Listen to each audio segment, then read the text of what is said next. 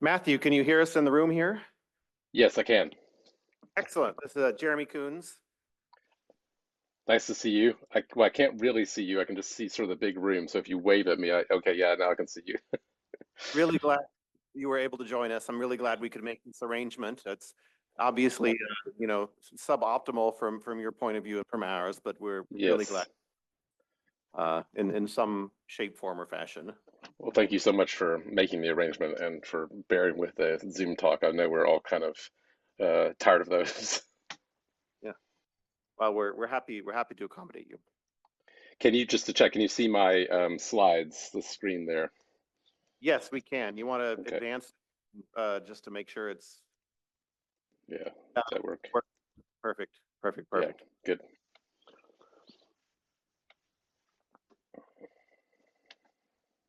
Oh, all right. Well, let me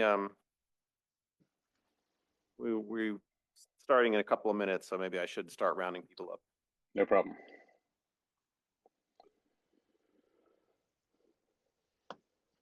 Yeah, I don't. You can't change that without the microphone.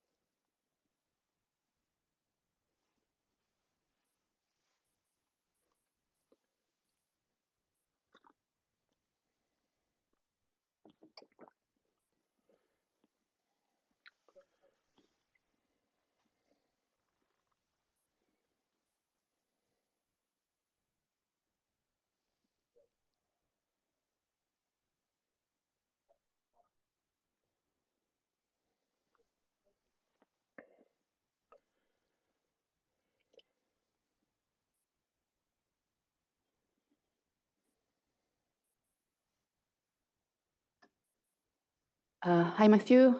We are happy that you're here. I'm your chair. So I'm very glad to be able to introduce Matthew Chrisman. He has published a bunch of articles, edited volumes, and books on, among other things, such topics like normativity and metaethics. For example, a very fascinating book on the meaning of art. So, Matthew, we're happy to have you, and the floor is yours. Thank you so much. Just to check, you can hear me and my slides are visible. Somebody give me a thumbs up. Yeah, good. Okay, thanks. Yeah, very sad not to be there with you. I'm stuck in rainy Britain due to a medical emergency in my family that meant I couldn't travel. But I'm very grateful for Jeremy and Ronald making the arrangement for me to do this talk online, and for all of you for sitting through yet another Zoom talk. I know we're sort of over that after COVID, but hopefully there'll be some interesting ideas in here. And I'm sad that I've not been able to hear other talks and bring these ideas into contact with some of the stuff that you've no doubt been talking about. So apologies in advance for any sort of repetition or going over familiar ground that you've already gone over in the conference. I'd be very keen to speak about these issues with you and look at your papers going forward. I've put a QR code on this first slide and a kind of short link, which will take you to a long handout, kind of an 8-page handout, which is the basis of the talk. I've tried to kind of shorten things a bit for this session, but if you want to go to that QR code, you can grab the handout and look at that. Some of the sort of more detailed quotes and more detailed ideas are on that handout. And I'll make that available at the end as well for anybody who wants to follow up. Okay, so what is my talk about? Well, let's see if I can advance the slide. There we go. I've been thinking a lot about objectivity, both in sort of our cognition of actions as the right thing to do, and our cognition of objects as sort of somehow really out there or in objective reality. I think there's a kind of interesting parallel or comparison that we can make between the two cases, and I want to kind of develop some of those ideas here. I'll do that because this is a conference on Sellars in the context of Sellars' moral psychology and thoughts about the sort of objectivity of moral thinking. I want to kind of consider different ways of thinking about objectivity in a kind of intersubjective or collective way, as opposed to a kind of matching reality way. I think you can make sense of the objective purport of our thought using these ideas of intersubjectivity. Sellars, of course, is there early with thought about action as the right thing to do. He sort of makes sense of the objective purport of some of that thought in terms of a kind of universalization over a collective of that one's concerned about. So I'll explain where I see that idea as kind of fitting into a constellation of other ideas, and then kind of try to contrast it with a different idea based on the thought that there's a kind of structure of ongoing polyphony in one's thinking. And so I'll cash out what I mean by structure of polyphony as we move forward. But let me sort of start at the beginning. I think there's this old idea that runs through a lot of philosophy from a bunch of different traditions. So Zhuangzi's Neo-Confucian idea that part of sort of being a human is belonging to and coming to love one's community. Aristotle's idea that a crucial aspect of what distinguishes humans from other animals is that we are political animals, that we're political more specifically, that's somehow in our second nature to identify with and kind of care for and act on behalf of a community. Rousseau's idea of the general will, this Ubuntu idea that one only gets one's personal identity in light of one's belonging to and orientating towards one's community. More contemporary thinkers have stressed this, Charles Taylor, Margaret Gilbert's thoughts about what exactly is involved in joint action, how that involves kind of forming a certain sort of collective, and Michael Tomasello's cognitive psychology, developmental and an evolutionary psychology of what makes humans human, pursued in terms of this thought that there needs to be a kind of collective identity. One needs to identify, one does identify with the collective and act on in light of norms one accepts by virtue of one's membership in the collective. So I think all these thinkers and many others, and many of you in the room have worked on various aspects of this idea. Let me just kind of highlight like a particular contrast that I get from Tomasello, although I think it's kind of in a lot of those other thinkers as well.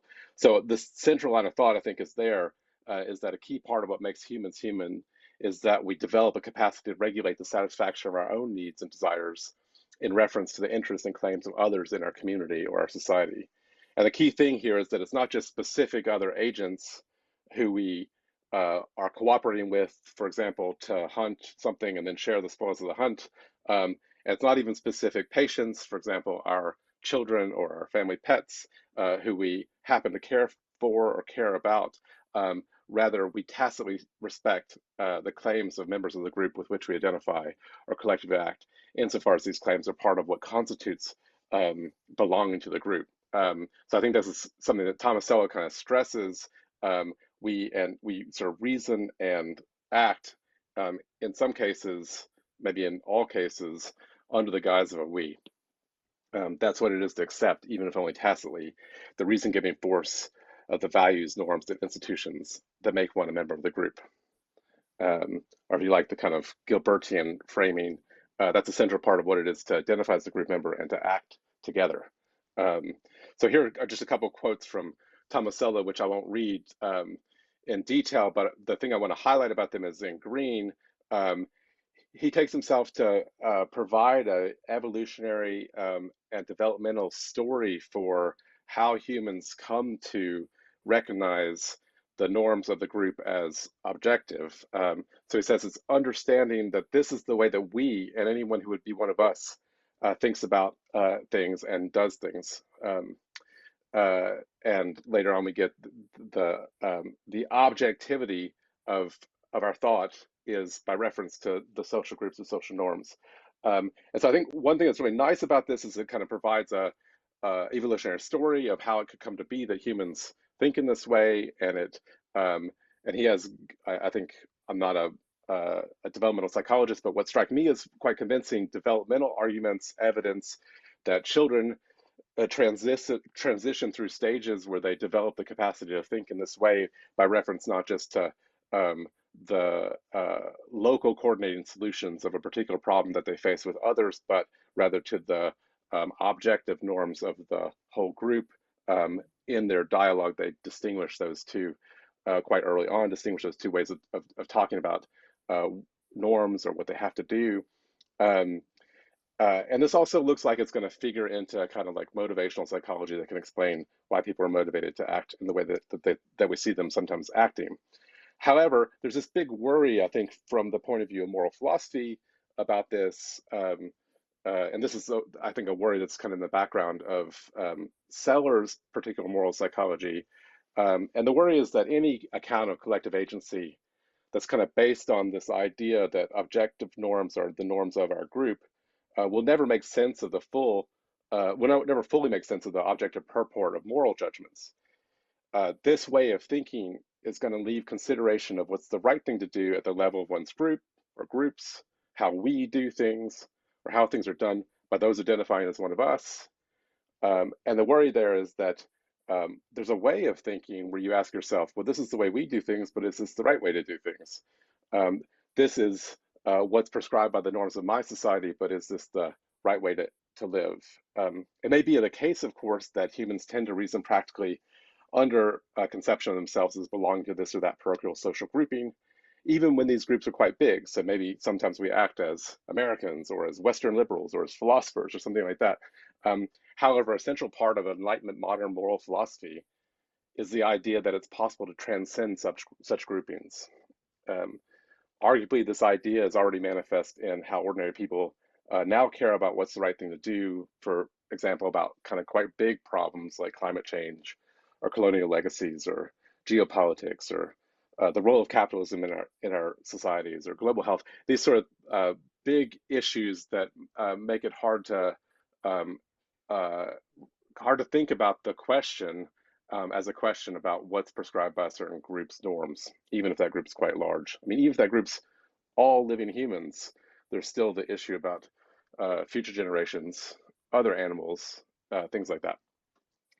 So I think this sort of, the worry is that out of this kind of wide group identity and the objectivity that comes from the norms of those groups, you're never going to get the kind of objectivity that moral philosophers are talking about when they talk about what's the right action. And that's not just moral philosophers who might be kind of confused or fixated on a particular thing. It looks like it's manifested in actual human psychology outside of the philosophy classroom. So one way to respond to this, and I think the kind of typical way for moral philosophers to respond, is with naive Platonism. I mean, I'm calling it naive. I think I've got two books here, which I wouldn't describe as naive. But the kind of basic idea that these books make less naive and argue for is that thinking about something as the morally right thing to do is a kind of abstract ideal that necessarily transcends particular cares and concerns, even the mutual cares and concerns of a whole social group. So morality needs to be something beyond that. In order to really take morality seriously, in order to really make sense of the kind of thought that's involved in moral thinking, we have to transcend that. These philosophers and this idea, I think, would recognize that that people do, think often in terms of their own social groupings, but to the extent that they actually think about what's really the right thing to do, it's a kind of Platonic, or in some cases a divine ideal that sets the standard for correctness of these thoughts. I don't want to really debate this, but I just put that out there as a kind of positioning tool, first to contrast it with a kind of the other extreme, which I call resigned parochialism. And I associate this with Richard Rorty, and Jeremy helpfully gave me a Rorty quote that I was going to read to you, but just for time, I'll leave it out. But I also think some of Alistair McIntyre's thoughts, especially in After Virtue, move this direction, and other people's move this direction as well. The thought is something like this: we cannot. So if you sort of really take seriously that moral psychology, we cannot reason practically except by reference to the interests of the contingent groups or practices or institutions within which our identities can have any sense of at all. It's only in the context of these identities or these groups that anything whatsoever can be valued by us. So if that's true, you might think that we're sort of stuck with our groups. But I think a point Rorty and McIntyre make is that the nature of groups, practices, and institutions, and the identities constituted in them can be changed over time and do change over time. This is the point of the word contingency in his title. And then, I mean, this is a kind of flippant way to put Rorty's conclusion, but thank goodness the main groups we liberals contingently belong to is one that cares about the plight of the suffering, exploited, and oppressed.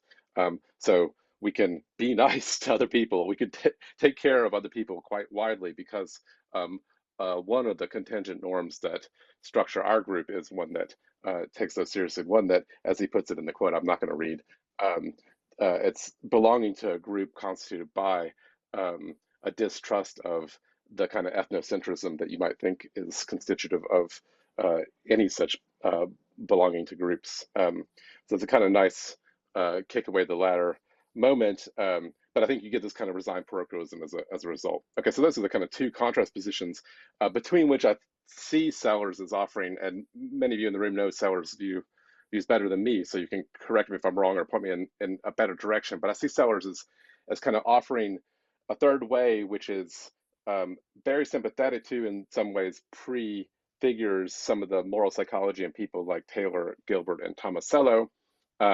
But it's on a kind of like Kantian, and I say here Kantian utilitarian steroids, or maybe I should say Kantian and utilitarian supplements that are intended to, and I was questioning it earlier when I was reading back through my slides, or the intention, but anyway, they have the effect of providing some modification to the worry about whether that moral psychology can ever make sense of the objective purport in our moral thinking. So just as a very quick thumbnail, and I'm sure you've been through various versions of this in more detail so far, the thought is something like this. Thinking about what action would be right to do involves a kind of we intentionality whose logic is self-consciously different than I intentionality. So we're already kind of intending on behalf of a we. And then there's a specific moral version of this, which involves deep down intending on behalf of not just that group, but on behalf of everyone. So at the like deepest level, either at least sometimes when we're thinking morally, or maybe tacitly always, we are our actions are structured by a kind of background intention that we hold, that each of us individually hold, insofar as we think in this way, on behalf of everyone. Thought about what's the right thing to do purports to be correct, and indeed sometimes objectively correct, because it aspires to be universally valid, a universally valid we intention. And I mean, there's lots of hand wringing about whether we can really make sense of that as like a psychological reality. But all that's really important to me here is that we think that there's a sort of a tacit commitment on behalf of everyone to follow certain norms. Given that kind of conception of what moral thinking is, or what we're asking about when we ask about what's really the right thing to do, not just what's the right thing to do as an American or as a Western liberal or whatever. The sort of question that presses upon us is what determines whether such thinking is correct. What makes such thinking universally valid? I don't know exactly what Sellars' answer is, and I'm taking kind of this sketch of it from a paper by Daniel Macbeth, which I'll talk about in a second. But this is a kind of plausible first shot. Kant provides, so this is a Kantian steroid, Kant provides a viable logic of we intentionality based on the universalizability of one's reasons for acting. And we could spill a lot of ink on over how exactly that logic works and what exactly Kant's arguments are. But the important thought or the important worry is that by itself, the logic of practical consistency can only rule out certain substantive reasons for action, just like the logic of theoretical consistency can only rule out certain substantive reasons for belief. And so really to make this work and to incorporate this as a kind of understanding of the psychology of moral thinking, we need something more. We need something to make sense of the way thought about something being the right thing to do can rule in particular actions, actually motivate real humans to do what they regard as the morally right thing to do. Now Kant or Kantians think that there's an answer to this in the idea of respect for the moral law. And there's been a lot of discussion about what exactly that involves and whether that really does the work Kant needs it to do. Here's where I see Sellars is proposing something different, something more utilitarian, that in addition to this sort of like commitment to the consistency principles, there's a commitment to, or kind of high level we intention to promote the welfare of the whole moral community. So we have these kind of two elements. And so we have the kind of concern in the background for the well-being of everyone insofar as they're a member of the moral community. Lots of things we could say about this, but here's the objection that the Macbeth levies that many of you probably already know about, because I take it was developed at a previous iteration of this series of wonderful conferences that Jeremy and Ronald have organized. So her question is, who counts as a member of the moral community? And her worry is that there's a kind of circularity in Sellars' view that that means he's open to this kind of dilemma. Either he offers a merely formal characterization of who counts. It's something like all rational beings, where we don't give a sort of substantive characterization of what it is to be rational that can help to delineate who we care about when we supposedly have this high level we intention to promote the well-being of everyone in the moral community. So if that's right, then it can only really ground a logic of collective agency. So he ends up in the kind of position Kant seems to be in, which Hegel objects to as being sort of the categorical imperative is merely formal and doesn't give us any substance to how we should act. Alternatively, he offers some substantive characterization, in which case his account, according to Macbeth, remains vulnerable to the charge of parochialism. Indeed, she thinks it's possibly a damning form of latent tribalism. So that's the kind of dilemma that she presses, and it has to do with this extra non-Kantian bit that Sellars adds, that we act and we reason, when we act and reason morally, and maybe always under the guise of the we, where the we is the whole moral community, and that's not just acting in ways that we could universalize across the whole moral community, but acting in ways that in some sense promote the interest of members of the moral community, qua members of the moral community. Here's her quote. I'm not going to read it except for the green bit. Any such conception of who we are can, in principle, be criticized on moral grounds as excluding some who ought to be conceived as persons. So that's her worry. As she notes, Sellars anticipates this objection and provides a kind of response. In fact, I think it's a response that I don't know the exact dates of when these were developed, but it looks to me like it kind of is proto-Habermasian, predates or prefigures some of the stuff that we now think of as Habermas's view or a Habermasian response. The idea is that to seek common purpose in dialogue, or even to imagine that some being is a person with whom one might, in principle, talk, is to tacitly recognize them as a member of the moral community. I guess talk in a sense that involves some possibility for reason exchange. Or Jeremy provides a nice gloss of this, kind of extending it from just talking to kind of the epistemic or broader linguistic community. To be a member of, so this is, I think, Jeremy's gloss on Sellars' view, to be a member of an epistemic community with someone is already, simply by virtue of being a linguistic agent, to be bound by obligations, commitments, responsibilities, and so on in one's dealings with the other agent. moral obligations differ, if at all, only in degree, but not in kind from the other sorts of obligations we have qua epistemic agents. So the kind of general form of argument here is that we can recognize people as potential dialogue partner, or maybe a linguistic agent, or a member of the broad epistemic community who's pursuing knowledge about the way the world is, and that's enough already to provide substance to the idea that they are a member of the moral community.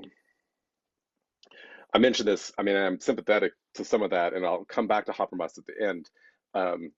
But I want to just sort of put Macbeth's objection to that on the table. So she's not persuaded, and I find some of what she says here quite convincing. So she writes, the idea that if we can talk to them, then they are one of us has a very long history, and indeed she thinks it's a morally pernicious history. A failure to be recognized as speaking is the plight, she writes, is the plight of the black man. It has also been the plight of women throughout history, and is arguably the plight of non-Western philosophical thinkers as well. So as she's thinking about it, someone and sort of Sellars imagines a kind of proto-moral history where, or an earlier human history where the morality of humans is very tribocentric, and in that time period, some people were excluded and not included in the scope of the moral concern. I think Macbeth would say it's no excuse that in thinking about what's right to do, members of some dominant group in the past simply didn't include dehumanized or subordinate people as part of their understanding of who could be reasoned with or who could be talked with, or who counted as fellow knowers. Any of these things are potential, they look like potential bad excuses for excluding some and not including others. Or so excluding some and including others. So I think we could dig into the details with Macbeth's argument, and I've thought about it a little bit, but here's what I want to say kind of in general. I think she's right that attempts to delineate the moral community will always be problematically parochial or merely formal. Even in reference to accounts as a speaker, a linguistic agent, or knower, or rational being, if we find ourselves in the project of trying to like sort substantively some beings in and some beings out, I think it's going to be quite difficult to do, even at the level of like who counts as a human being. Also kind of, and she doesn't make this point, but psychologically, I find it difficult to make sense of the idea that we would have evolved or children develop a capacity to identify with all of humanity or all rational agents in one's collective agency. So if we think there's something plausible about that history that started with moral psychology, kind of, as I say, kind of culminating in some of Thomas Sellars' views, there's something plausible both evolutionarily and developmentally, and that can help us to make sense of actual moral motivation. There's going to be a psychological sticking point of how do we incorporate all of humanity or all rational agents into that. So Sellars' attempt to replace Kant's posit of respect for the moral law with a we intention or a low level or basic level commitment to promote the well-being of everyone in the community is bound to fail to characterize the aspirations to trans-tribal or trans-parochial standards of correctness implicit in thought about what's the right thing to do. And I suspect it's also likely to fail to make moral cognition look like a possible result of human evolution and development. So that's the kind of problem space that I have been thinking about. And I guess I just want to kind of make a suggestion in the remaining time of this talk. I think we need to replace or reconceptualize the notion of objective purport. We need to reconceptualize this not in terms of some kind of identify a community and what's true of all that community. And I think that's true not just in the case of practical thought, but also in the case of objectual cognition or empirical thought. So what I'll do in the rest of the talk is try to change, or at least offer hints towards a change in the way we think about wide intersubjectivity as a basis for objectivity in both practical and empirical cognition. The basic move is to say that the form of generality involved in objective thinking needn't be conceived of in terms of universalizing across some domain, that just opens us up to the challenge. How do you delineate the domain? Rather, it can be conceived in terms of some structural relationship between our own thought and the thoughts of others. My own thought and your thought, or everyone's thought, not everyone's thought, anyone's thought is the right thing to say. The kind of basic idea here is that one doesn't count as thinking about something that transcends one's own perspective unless this perspective is itself conceived of as essentially related to other perspectives in the determination of the correct thing to think. So there's this like essential structural relationship between one's own perspective and other perspectives. And there's something about that being wrapped up into having a perspective at all that makes the thought have objective purport. That's the kind of, I know, kind of vague suggestion. Let me see if I can work that out. So the three ideas or three clues that I've been playing with to try to develop this idea are first, let's think about paradigmatically objective thought. So when we talk about, the coffee cup in front of me, or if I think about the computer screen in front of me, what makes that thought about something that's outside of me, that's out there?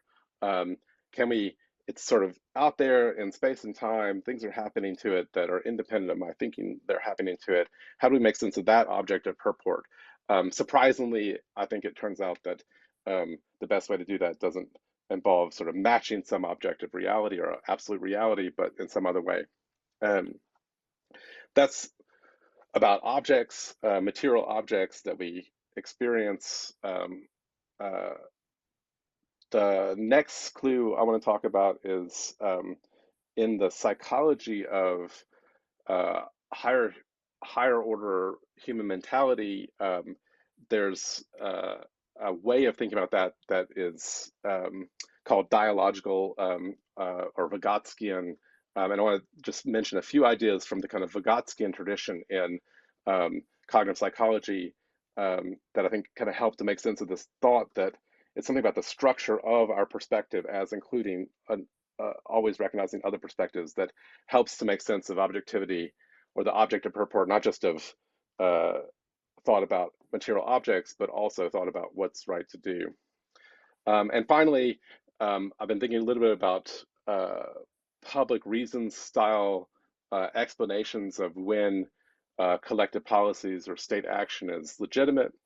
And there's one way of thinking about this where we do universalize over all of some type of reasons anybody could accept, or reasons that are based in primary goods that everyone wants, or reasons that are based on principles that no one can reasonably reject. So there is a way of thinking about that, but I think there's an alternative way of thinking about this where it's not an attempt to delineate a space of reasons, or set of reasons, but rather a kind of orientation towards the process of reasoning. And so I think that can also help to make better sense of objectivity and at least practical thought. Okay, in the time remaining, which I take to be about 15 minutes, I'll sort of go through these steps in a little bit more detail.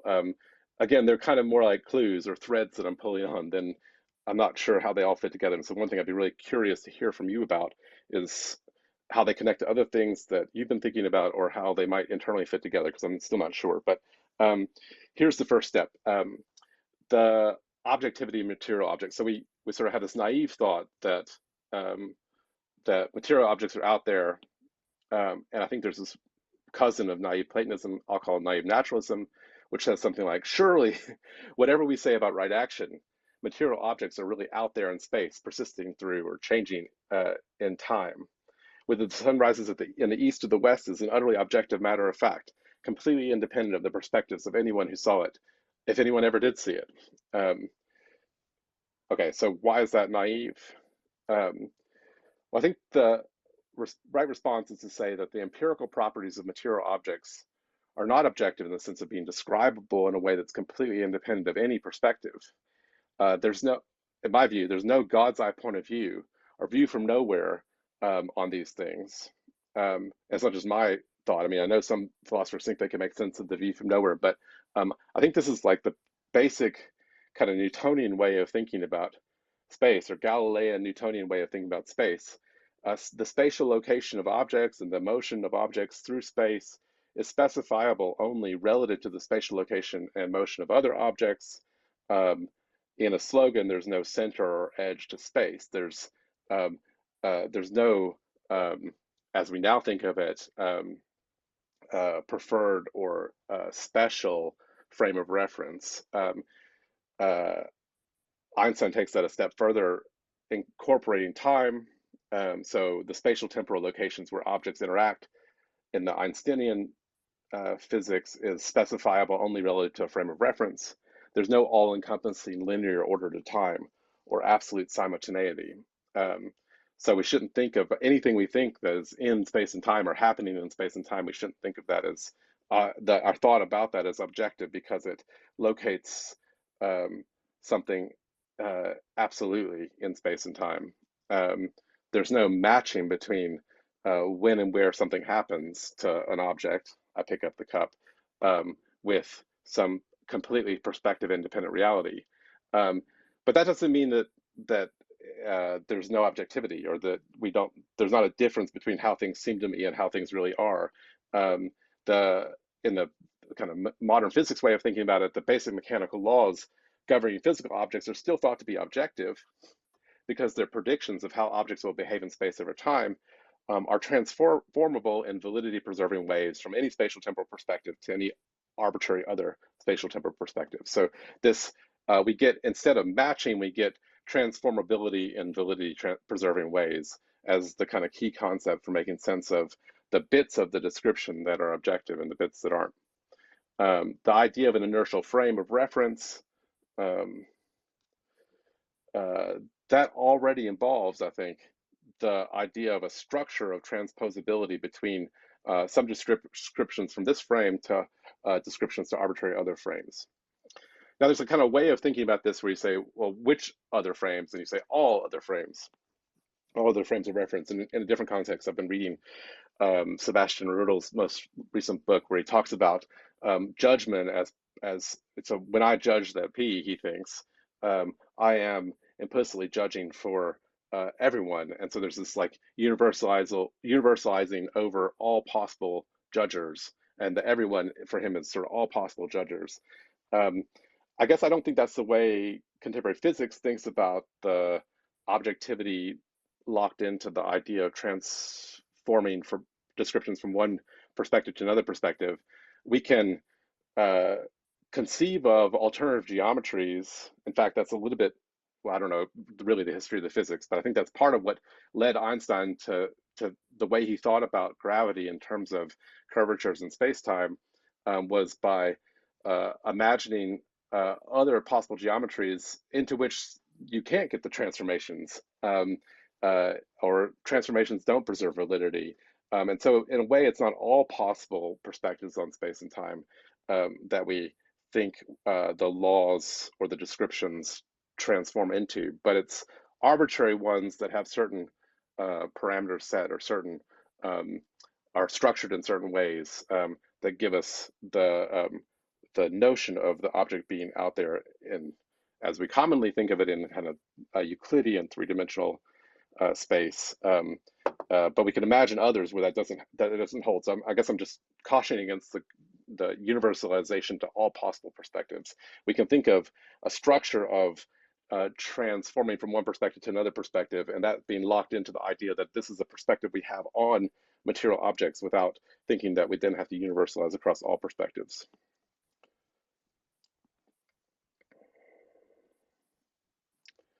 Okay, well, that's physics, and you might think it doesn't have so much to do with like how ordinary humans reason about what to do, or the thought that doing this or that for climate change is the right thing to do, really the right thing to do. So can we make this any more psychologically plausible? And also, let me try to make better sense of the thought that it's not universalizing across all perspectives, but it still involves some kind of relationship to other perspectives. And here's where I've been reading about and learning a lot from cognitive psychologists who identify with Vygotsky. So the Vygotskian approach to cognitive psychology emphasizes the dialogical processes for making sense of objective purport of many aspects of higher order mental functioning. And we could talk about the kind of detailed things they think about. But just for these purposes, just think about it as any thought where you think of it as objectively correct, or aiming to be objectively correct. And the thought, I take it, is that there's an essential structure between one's own perspective and the perspectives of others. This is part of what it is to have a perspective, is to think of one's perspective as a perspective that's potentially related to other perspectives. So essential structure, kind of mother-daughter. You don't understand what it is for something to be a mother unless you understand, well, I guess, unless you understand what it is for something to be a child. You understand what it is for somebody to be a daughter unless you understand what it is for somebody to be a mother. So these two concepts go together. I think the Vygotskian idea is the thought that this is a perspective on a coffee cup or a perspective on what to do goes together with the thought that there are other competing perspectives. I know it's not just that I know that you see things differently than I do. For example, when we talk about where the coffee pot is, but also that I understand that both of our perspectives are, in their difference, still self-consciously about where the coffee pot really is, in spite of their essential difference, on the left to me, on the right to you. Objective purport in human cognition, in this view, is built on a capacity for simultaneously accepting, in some sense, multiple prima facie disagreeing perspectives. What it is to think of one's perspective as a perspective on objective reality is to already understand that there are these other perspectives that, in some sense, compete. Here's a nice quote from someone working in this tradition. Ferneyhoff characterizes objective thinking as requiring at least the ability to see an element of reality in different ways at the same time. It's often called dialogical, but he wants to kind of dissociate from the thought that there has to be an actual conversation, even an internalized conversation. So whether this involves a partially abbreviated internal conversation or an implicit interplay of perspectives bearing no structural resemblance to the give and take of conversation, that doesn't matter, according to him. The ability to simultaneously adopt multiple orientations to reality will remain as a key feature in dialogical thought. And he cites Batkin, and I've just gone back and read Batkin's essay on Dostoevsky, which introduced the concept of the polyphonic novel, and I think it's a kind of cool idea, so I'm just kind of explain it. So, and I don't know the literary criticism, whether it's appropriate to sort of celebrate Dostoevsky as the perfecter of this form, but Batkin's thought is that there's something really cool in Dostoevskian novels. They are polyphonic because they have a narrator, but the narrator's point of view is not treated as a God's eye point of view. The narrator's point of view is treated as one amongst other points of view. Crucially, it's not like a Henry James novel where you have no narrator, but rather a bunch of points of view out of which the reader has to sort of distill or triangulate on the reality of the novel. Now, there is a narrator, and the narrator is self-consciously the narrator of the novel. However, the narrator is also self-conscious that their point of view on what's happening in the novel is only one amongst other competing points of view. And so when a reader reads the novel, they have to, in a sense, understand the narrator's point of view. But in understanding the narrator's point of view, they understand that that narrator conceives of their own point of view as in potential tension with the points of view of others in the novel. So this idea of polyphony in our thought, it's sort of an implicit structure of our thinking about objective reality, that it is polyphonic. That's the Vygotskian psychological gloss on this idea, drawing on this bit of literary theory from Batkin. The form of generality is not all conceivable perspectives, or even all of our perspectives. So you can imagine in the Dostoevskian novel, there's a lot of different perspectives that just never get talked about, or imaginable perspectives that never get talked about. But there's the thought is that there is sort of a structure of the narrator's perspective as relating to other perspectives that the narrator encounters in the course of the development of the novel. Transpose that to our thinking about coffee cups, and you get, or what's right to do, and you get something like the idea that I'm sort of edging towards. Okay, last step, and I know I'm almost out of time. Like I said, there's something about the proto-Habermasian dialectical view of the moral community that I like in Sellars. So is there any way to kind of rehabilitate that or change that in a way that fits with this alternative conception of objective purport. Well, my suggestion is that we shouldn't think of ourselves as trying to identify some specifiable moral community of people, all of whose well-being are tacitly committed to, we are sort of tacitly committed to promoting. Rather, we should understand our relation to moral community as something we construct in an always ongoing way with whoever we make claims, with whoever makes claims about what actions are right and wrong, us or others. And this is an idea I get from one of my former teachers, Jerry Postema, in his interaction with the public reasons tradition in moral and political philosophy.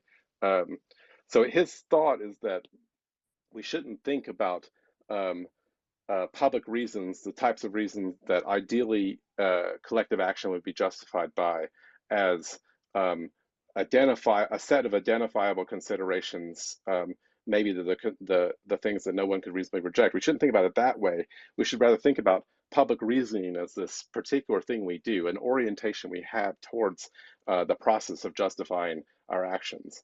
Moral judgment, he writes, claims to speak for us, but the boundaries of the us are not defined prior to participation in the practice of public deliberation. The us is implicitly unlimited. Skipping forward, so he thinks it's a mistake to assume that that thinking this way, attempting to justify what we do in this way, is a commitment to a common point of view with universal scope. Oh, I thought I had another quote from him, but that's fine. So the point is just that the public reasons are not a fixed set of considerations that we could somehow identify, but rather a process that we go through, a way of orientating towards others in the ongoing process of justifying what we do. To me, this suggests that the objective purport of one's thought about what's the right thing to do involve a kind of tacit self-consciousness of the ongoing relevance of arbitrary alternative perspectives on the question, which could come from interaction with others in a kind of ongoing way, whoever one's living with. Here's a kind of quote that gets an aspect of this from Stanley Cavell. He claims that the aim of moral argument is not agreement on some norm or judgment, but rather clarification of the interlocutor's positions. He says, one hopes perhaps for reconciliation, but the direct point of moral discourse is to determine the positions we are assuming or are able or willing to assume responsibility for. So you're kind of sort of articulating yourself in a position of reasoning together with others. And it's the recognition of that's what you're doing that looks to be or is a way of thinking about what's implicit in the thought that one's claims about what's the right thing to do are aiming at some kind of objective correctness. So that's my kind of third clue. Like I said, I'm not sure how these three ideas fit together, but I feel like they move us towards a reconceptualization of objective purport, which is not the kind of naive realist or naive Platonist matching conception, but it's also not Sellars' universalize all in the moral community conception, which I've suggested might be open to Macbeth's objection. It's a conception of objective thinking as self-consciously structured by its potential relationship or incorporation of other perspectives. So I'll leave that here. Here's just the kind of thumbnail summary that I can leave on the screen while we talk. Boo denied Platonism and naturalism, also to resign parochialism. Objective purport looks to me to be conceived by Sellars as a kind of wide collectivity, which involves universalizing across all the collective. But I've suggested 3 steps to an alternative. Objective truth involves something like validity preserving transformations across perspectives. Polyphonic self-consciousness is the form of objective purport. It's constituted by the acceptance, the tacit acceptance that one is always already amongst many relevant perspectives. And this suggests a kind of ongoing openness as a way of constructing moral community through employing public reason rather than trying to identify public reasons. Thank you very much.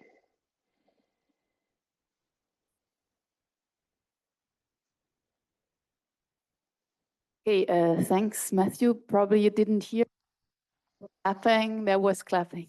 Thank you. So we have about 20 to 25 minutes left. I'll ask you to speak into the microphone, otherwise Matthew probably won't hear you.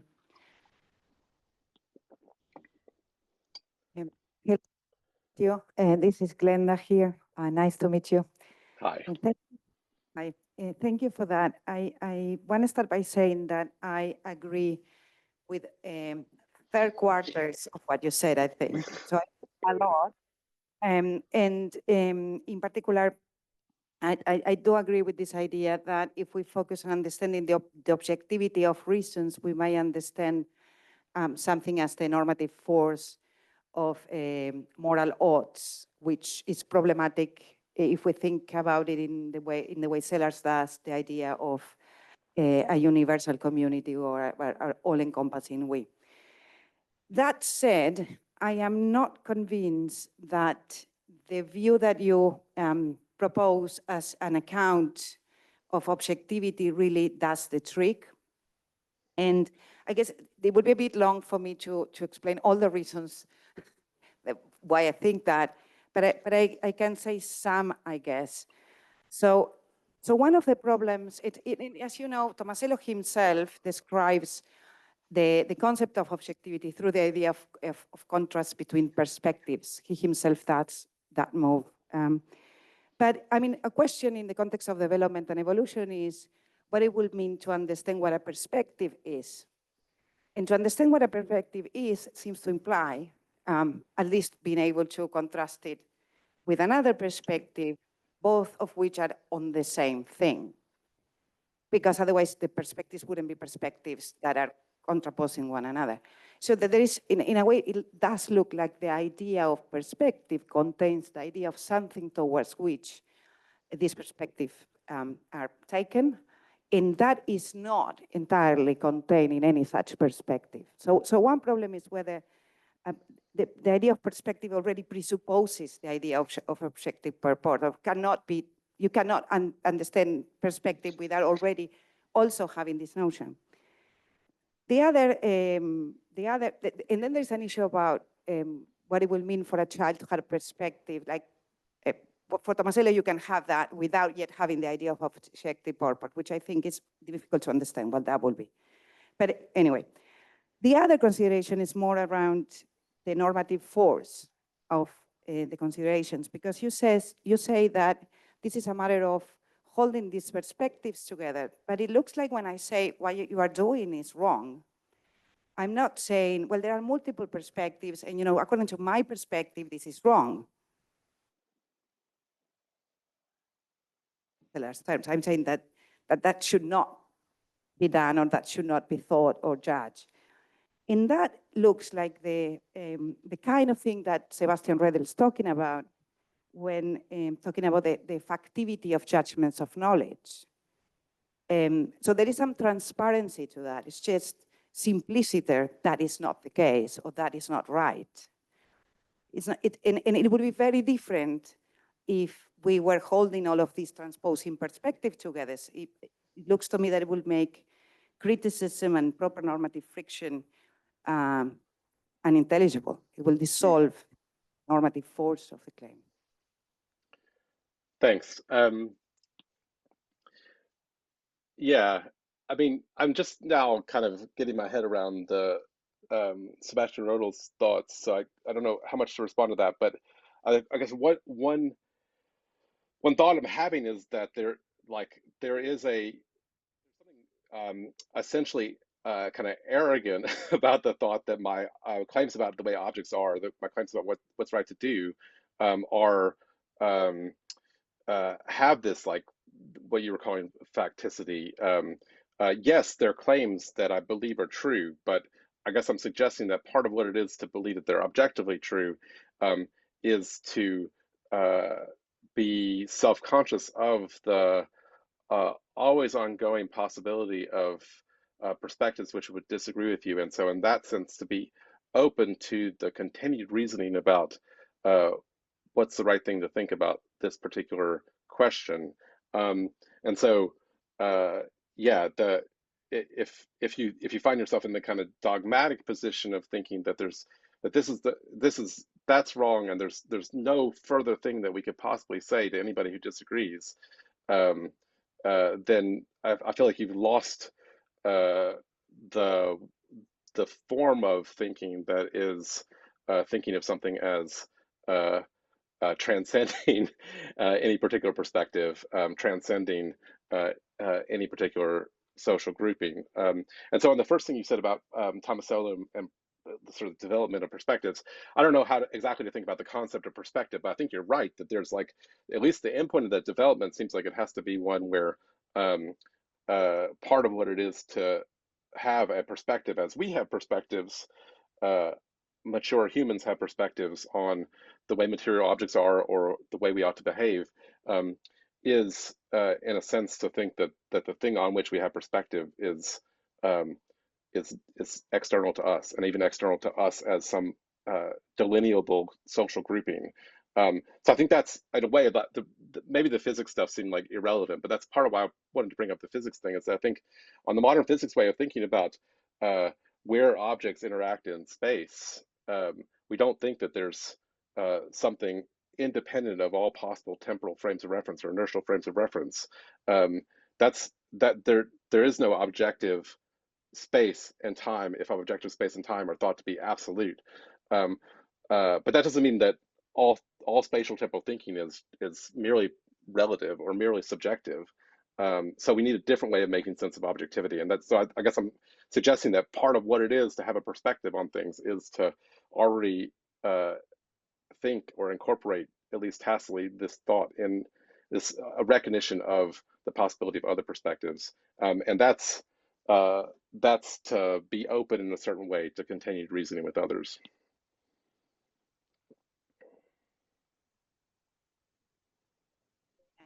I guess I would say that claim that this is wrong or that this is false also contains the idea that I might be wrong in, my reasons might be bad. In fact, when I claim this is what is right to do, it might be that I am wrong about that that's the right thing to do. So I think it does incorporate the contrast between what it's claimed to be the case and the possibility that there will be another perspective, what probably I wouldn't, that it could be wrong what I'm saying, according to reasons I haven't considered. So the idea of transparency is not the idea that what I'm saying is true. It's the idea that I'm claiming that it's true, right? Yeah, so yeah. I have the absolute point of view. Is the idea that in our discussion there is a concern about what is the right thing to do simpliciter or the true thing to say simpliciter. Yeah, that seems right. And if there's like if you thought you could, and this is the kind of like what they call the freshman relativism move, but if you thought you could back off to, well, that's just my perspective, man. Like if you thought you could back off to that, then it doesn't seem like you're actually making a claim that purports to be objectively correct. And like it's something about the recognition of that you can't back off to, this is just my perspective, man. That is incorporated in the thought that this kind of thinking is about something that is outside of a perspective. Okay, Kirk. Thanks a lot.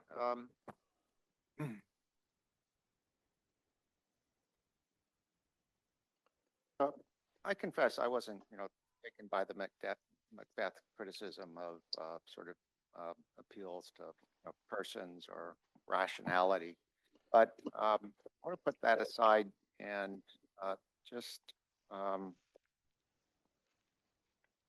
yes, in the case of morality, when we want something that objective standard, what are we after? And it seems to me, in general, there can be ontic notions of objectivity in the sense of things that are simply mind independent.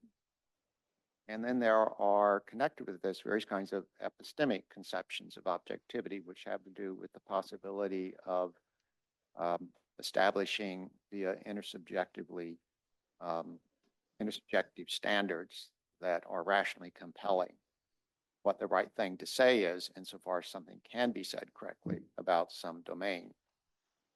And the latter, it seems to me, is the one that's going to be relevant for thinking about moral objectivity. And I think it's the one that Sellars had in mind. And there, what we really want is that there should be, in principle, a way of deciding whether or not a moral judgment that someone makes is correct or not. That's going to be connected, of course, with, what is the domain for moral judgment, who are the counts as a person, what counts as a rational being. And there's a question about whether it can be accomplished. But it seems to me, so far as the conception of objectivity goes, that's the right one. It's there being a way in principle of determining whether or not a particular moral judgment is correct or not that is rationally binding on all rational beings. Why isn't that enough for the relevant notion of objectivity? Thanks.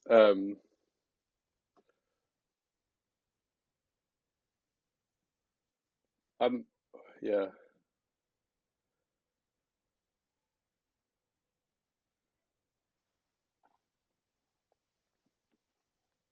Sorry, I'm just trying to think.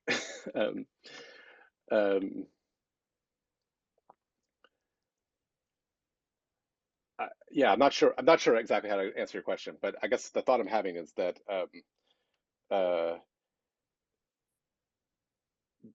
I don't know how much the way of conceptualizing epistemic objectivity as you're thinking about it buys into the sort of actual ability to determine, like at the end of inquiry, the right way to think about these material objects or the right way to think about what to do. And that's the thing I'm kind of skeptical of. So I like this thought that it's in a way a kind of like ongoing openness to future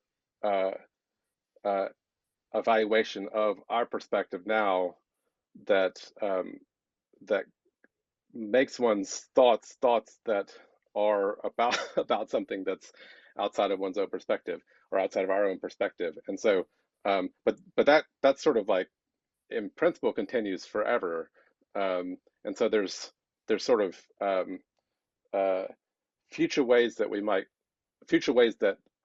reality might be conceptualized, or our practical reasoning might be conceptualized, which we might not be able to anticipate now, which would completely change the evaluation of the thoughts that we now have. And so if conceiving of, if like thinking of objectivity in terms of there being a in principle procedure for determining who's right or whether a thought is right, is open to that kind of openness, then I think it's consistent with what I was saying or congenial to what I was saying. But if the thought is like, no, thinking of something as objective is thinking that there is a procedure, we just maybe don't know it, of determining whether this is right once and for all. And once we get it, we will have so determined, then I'm kind of skeptical of it. I mean, I think what I'm moved by is and this is a little bit the kind of my latent sympathy for the resigned parochialism idea from Rorty or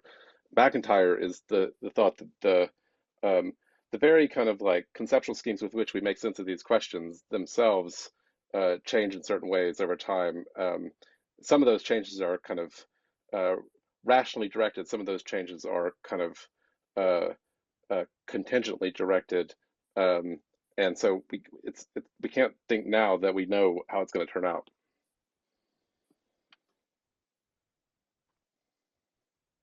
Key Preston? I'm intrigued by the alternative steps, but I wonder which they are. I want to focus on the third one in particular, by way of Beth's critique. Because, like Kirk, I'm not convinced by it, but I don't want to set it aside.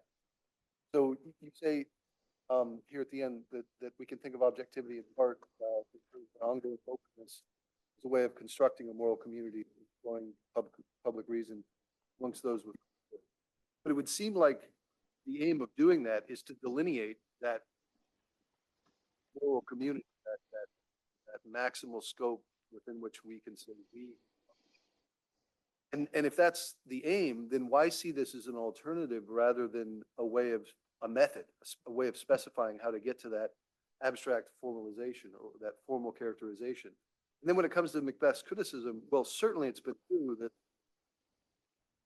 you know, people have given reasons for excluding from the moral community persons that we now think should be considered members. And that it was done in part by saying, look, they can't speak like us. They don't think like us.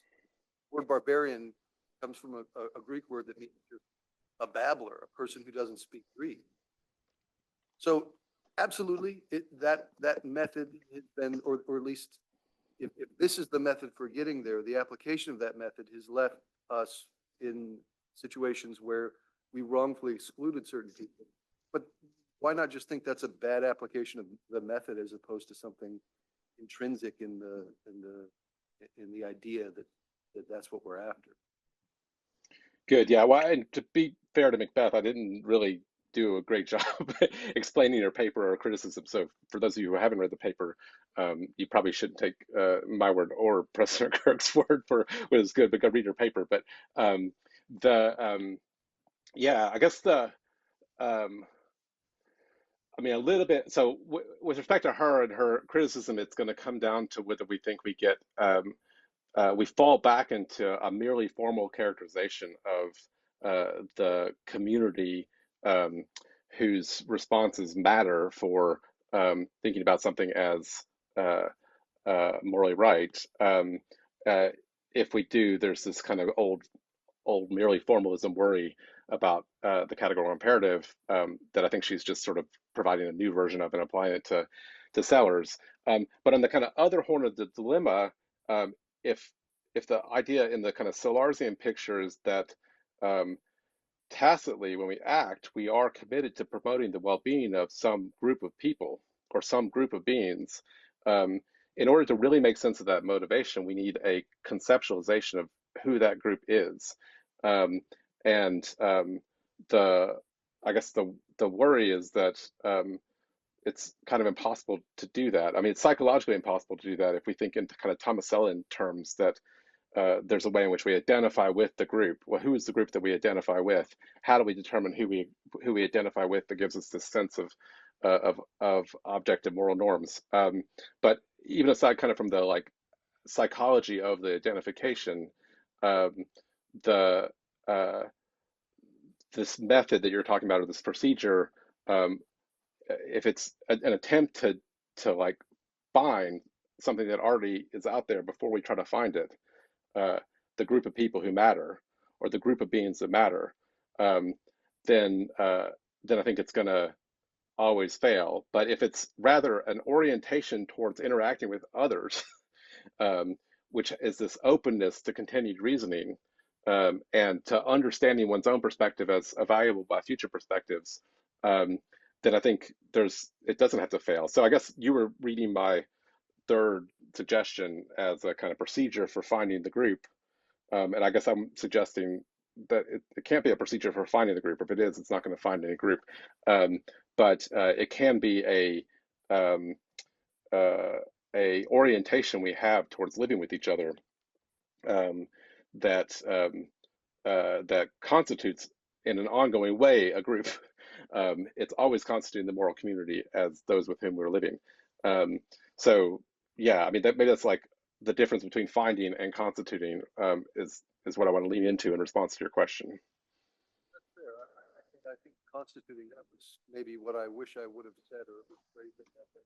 Put it in terms of distinction. I think it's useful to think in terms of an ongoing activity where we're leaving open the possibility that we might need to include more people. I'll just say one last thing very quickly. I take it that Tomasello is actually giving account of where that sort of expansive conception of the community is psychologically reasonable. And I think one of the ways in which he exemplifies a kind of philosophical attitude is that he defines the true and the moral in terms of what is applicable to everyone. And he thinks that once you've got collective intentionality, this ability to share mental states across time and space, and not just in local groups, then you have in principle the possibility for thinking of the true and the moral as what does apply to everybody. And that's what he thinks is typical of human cognition. So I actually think Tomasello psychologically. Yeah, I mean, maybe that's right. I guess that's a sense in which Sellars kind of prefigures Tomasello in his thought, and I don't know how much Tomasello has been influenced by Sellars, but insofar as he moves that direction, then I guess I'm sympathetic to Macbeth's worry that we end up getting a merely formal characterization of what counts as the domain of concern.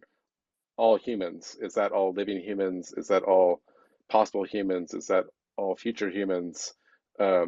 All rational beings? Is that all beings that think with Boolean logic, or can we imagine different logics, all cognizers who cognize objects in space and time? But is that space sort of Euclideanly structured, or can we think about beings who cognize objects in non-Euclidean space when we think for all beings? I think it's really hard to like draw lines there to identify who it is that we're talking about when we talk about all humans or all rational beings or all space-time cognizers.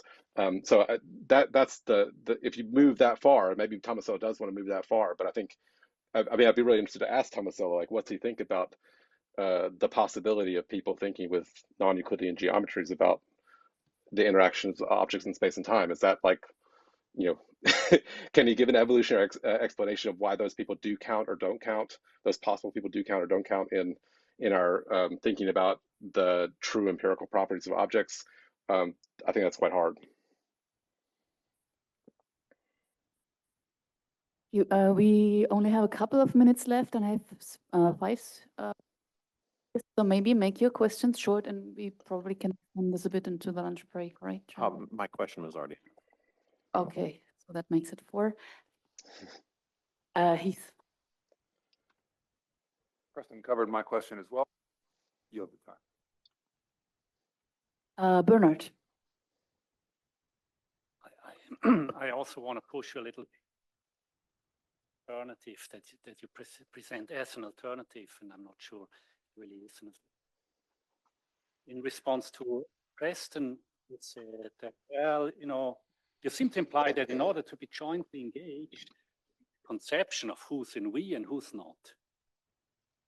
I don't think this is true, because, you know, there's lots of joint engagement. You know, the women of Paris, when they went to Versailles and said, we want bread, they had plenty of different conception of who they were. The nation of France, the women of Paris, maybe no conception at all. So there's preconception. You know, it's basically like with the eye. It's not a concept. It's indexical. Well, it doesn't even point at something. Yeah. So this is, yeah, of course, we have to conceive of who's in and why and how when we organize ourselves. You know, this is organization. Of course, philosophers always want to organize stuff. This is not the we perspective, where it's very much open who's in and why and how, and it's open. It's unlimited us with which you end.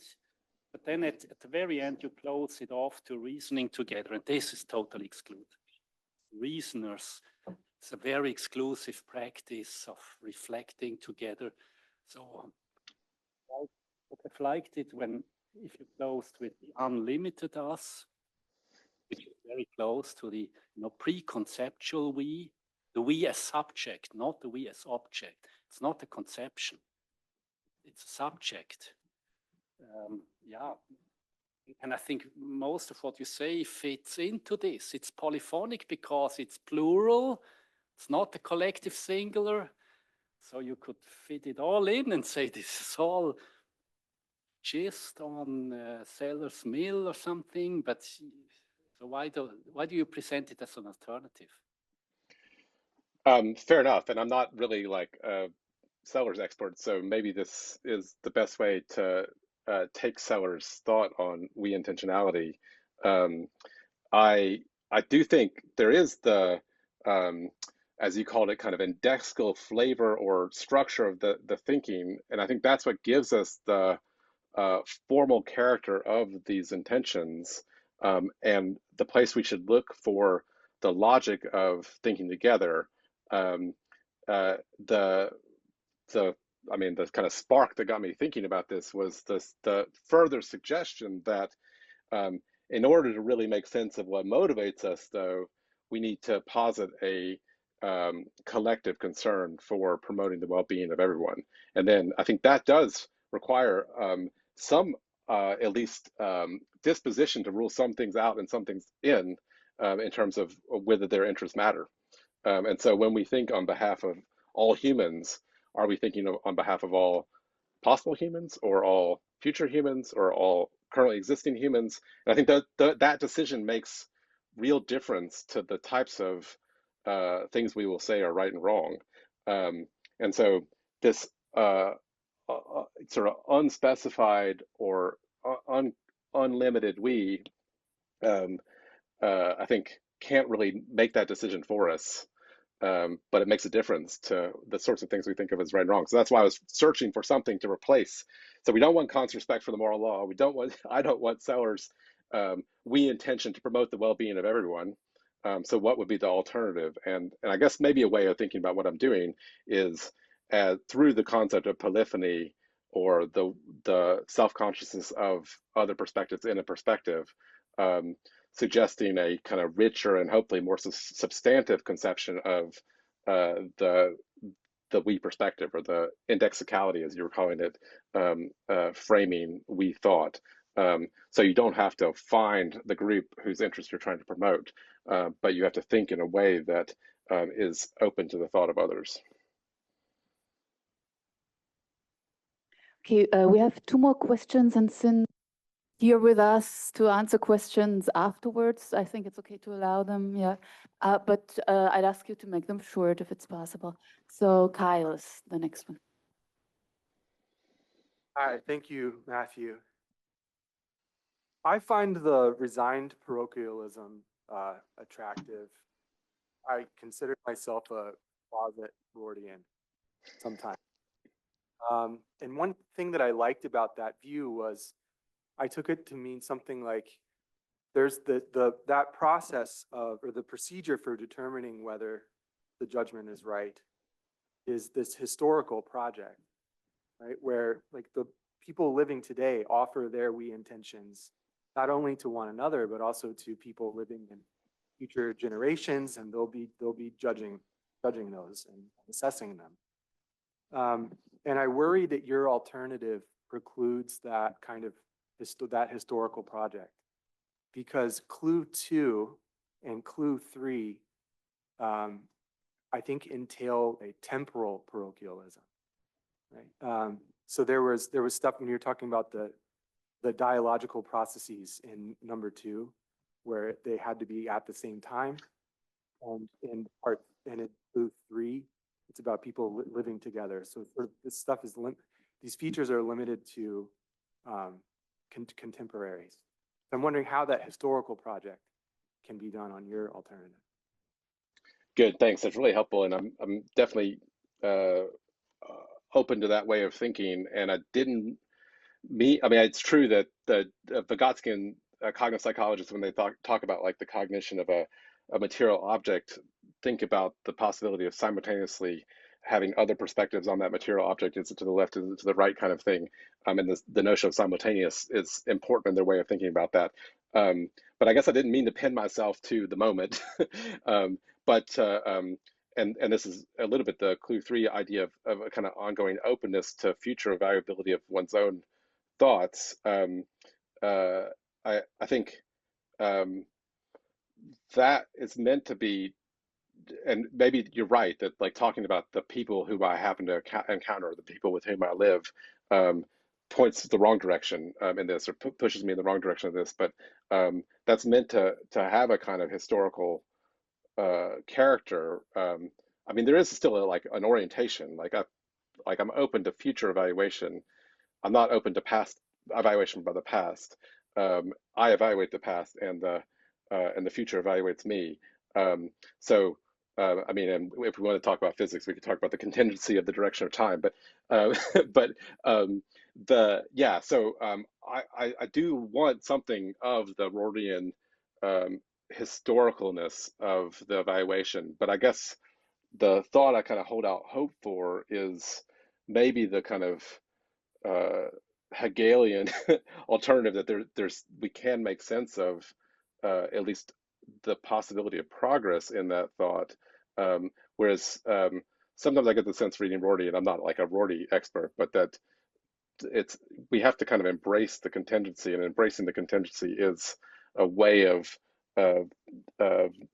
rejecting the possibility of progress. I mean, of course, he has progress within the kind of local contingent way of thinking about it. So maybe that's more complicated than I make it sound. But that's the thing that worries me. But yeah, I mean, the making sense of this ongoing openness as a historical project, and thinking about the possibility of progress within the project without positing a endpoint towards which we're progressing is the kind of tricky set of claims to put together, but that I'd like to work on.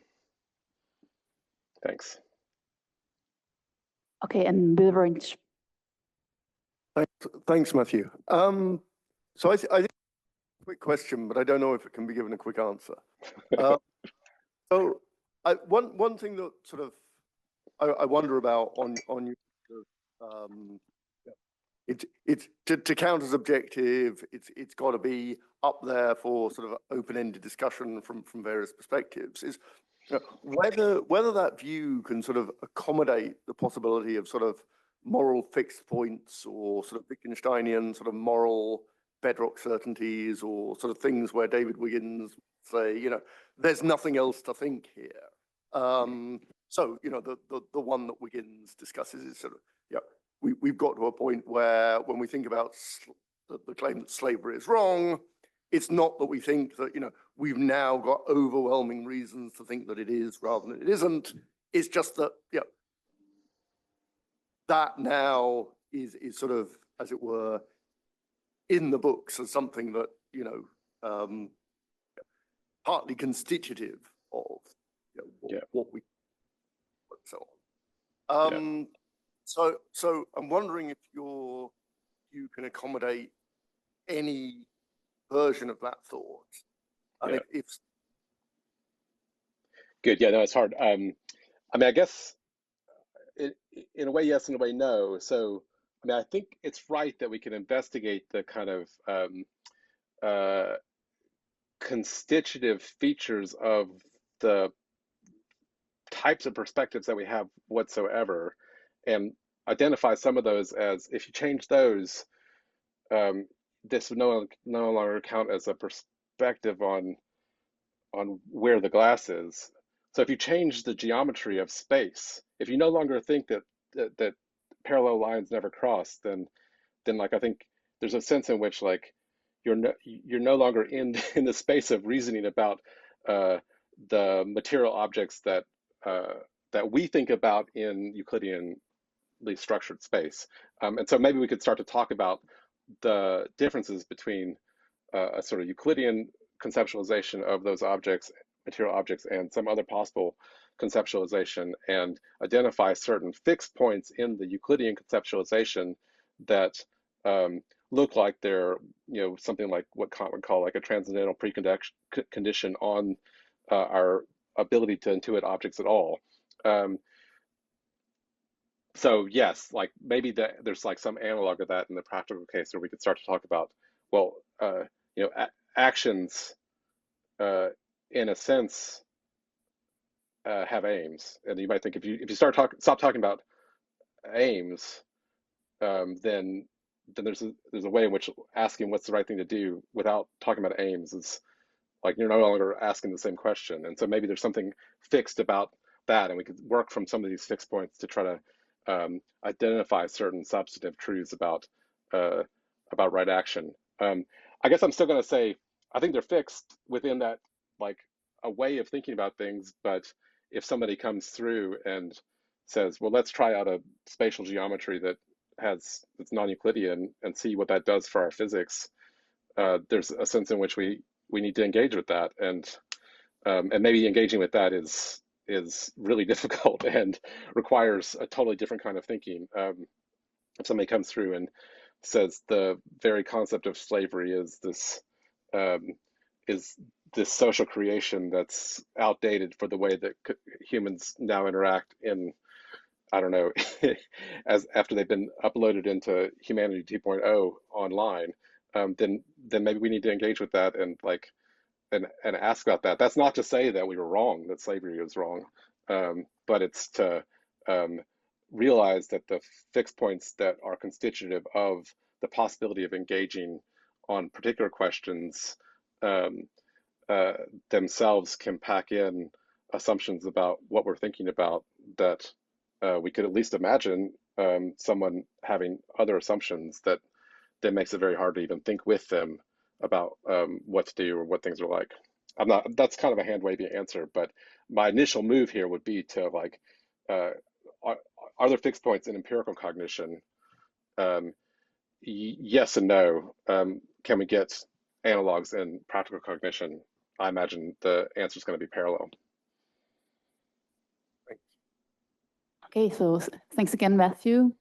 Thank you so much for everyone coming and listening to the talk. And I'm so sorry I can't be there with you. I hope we can follow up in many different ways over the next few months and years. All right, Matthew, this is Jeremy. We're obviously, we miss you, miss having you. Really glad you could join us for this session.